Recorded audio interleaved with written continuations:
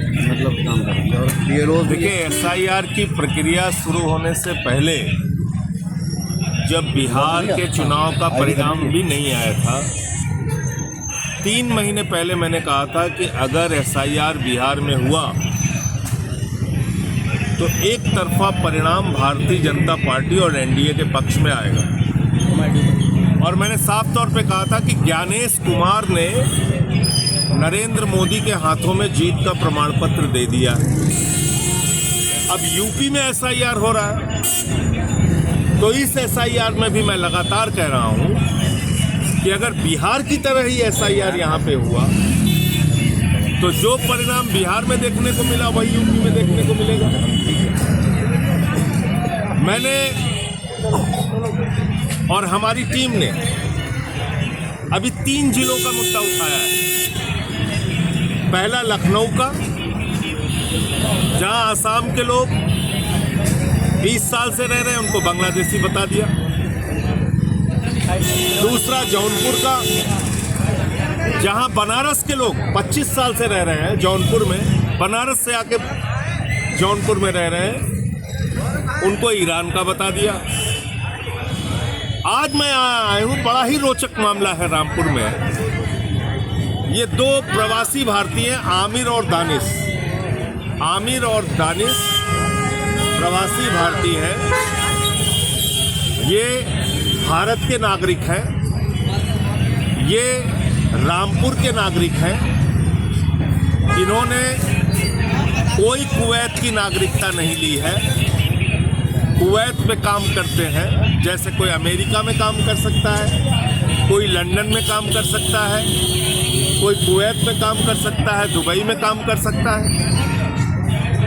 तो क्या हिंदुस्तान के वो जो तमाम एनआरआई हैं जो विदेशों में जाके काम कर रहे हैं और भारत में अपना परिवार चलाने के लिए भी पैसा भेज रहे हैं और कई मामलों में आर्थिक मदद भी कर रहे हैं, वो सब विदेशी नागरिक हो गए, वो विदेश के नागरिक हो गए। और इस आधार पर आपने एक बूढ़ी महिला के खिलाफ, नूरजहां के खिलाफ रामपुर में एफआईआर कर दिया। इतनी हिम्मत हो गई आपकी।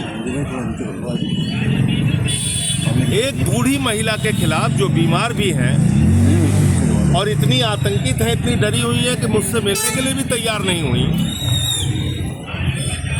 उनके दोनों बेटे बाहर हैं, आमिर और दानिश। उनसे गलती क्या हुई कि उन्होंने इनका फॉर्म भर दिया। ये कोई गलती नहीं हुई, मैं भी आगे आपको बता रहा हूं। उन्होंने अपने बच्चों का फॉर्म भर दिया और फॉर्म भरने के साथ दस्तखत किया और दस्तखत के बगल में लिखा माता। ये पढ़ सकते हैं आप दोनों फॉर्म। दस्तखत किसकी की? उनकी की या अपने की? अपनी दस्तखत की। और यहाँ क्या लिखा हुआ है? यहाँ क्या लिखा हुआ? मतदाता या किसी अन्य वयस्क पारिवारिक सदस्य के हस्ताक्षर, बाएं अंगूठे का निशान, यानी कि मतदाता का हस्ताक्षर हो सकता है, उनके परिवार के किसी वयस्क सदस्य का हस्ताक्षर हो सकता है। ये तो नीचे लिखा हुआ है। यहाँ का डीएम 1 नंबर का मूर्ख है क्या? उसको अकल नहीं 5 पैसे की? ये तो इसमें साफ तौर पे लिखा हुआ है कि परिवार का कोई भी सदस्य फॉर्म भर सकता है, नंबर 1।